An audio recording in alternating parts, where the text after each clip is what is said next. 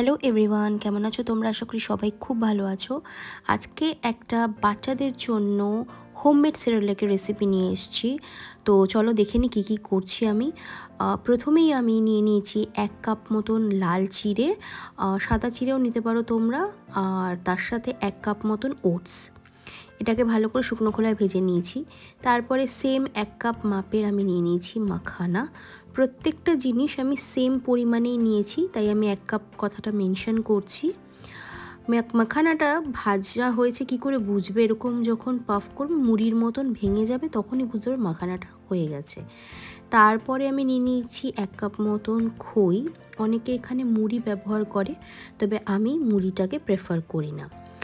এর সাথে আমি নেব কিছু ড্রাই ফ্রুটস, খুবই অল্প পরিমাণে নিয়েছি, দেখতেই পাচ্ছ। 1 কাপ পরিমাপের জন্য আমি এইটুকুনি ড্রাই ফ্রুটস দিই।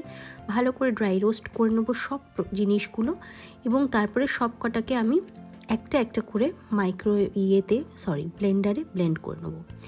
ব্লেন্ড করে আমি আস্তে আস্তে মেশাবো, সব একবারে ব্লেন্ড করব না। মাখানাটার সাথে আমি যেমন খইটাকে ব্লেন্ড করেছি, তো ড্রাই ফ্রুটসটাকে আলাদা করে ব্লেন্ড করব। সব আলাদা আলাদা করে ব্লেন্ড করে তারপরে আমি চামচ দিয়ে মিশিয়ে রেখে দেবো। এই মিশ্রণটিকে আমি একটা কাচের বয়মে রাখা প্রেফার করি, তোমরাও পারলে কাচের বয়মেই রাখবে।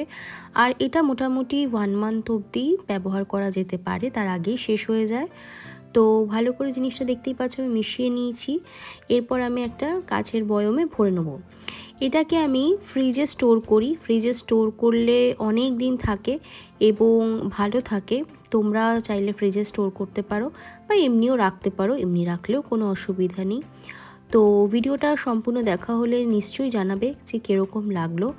আর আমার চ্যানেলটাকে যদি নতুন দেখে থাকো তাহলে নিশ্চয়ই লাইক আর সাবস্ক্রাইব করে দিয়ে যেও। আর এটা আমি বাচ্চাকে কিভাবে খাওয়াই সেটাও তোমাদের সাথে শেয়ার করছি।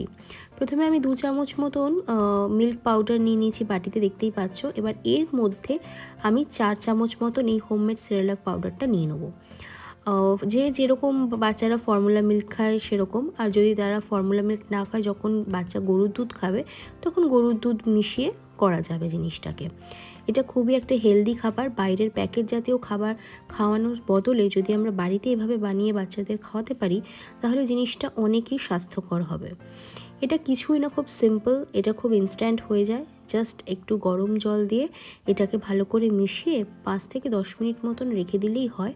তারপরে এটাকে ঠান্ডা হলে বাচ্চাকে খাওয়াবে। আমার বেবি কিন্তু খুবই পছন্দ করে এটা। তোমরা আশা করি এটা অনেকেই জানো এই রেসিপিটা, আর যারা জানো না তারা যদি ট্রাই করো আমার রেসিপি দেখে, তাহলে আমাকে নিশ্চয়ই জানাবে যে কীরকম লাগলো বেবিদের।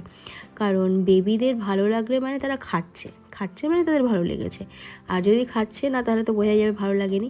তো দুটোই আমাকে জানাবে। আশা করি তোমাদের ভিডিওটা ভালো লাগলো।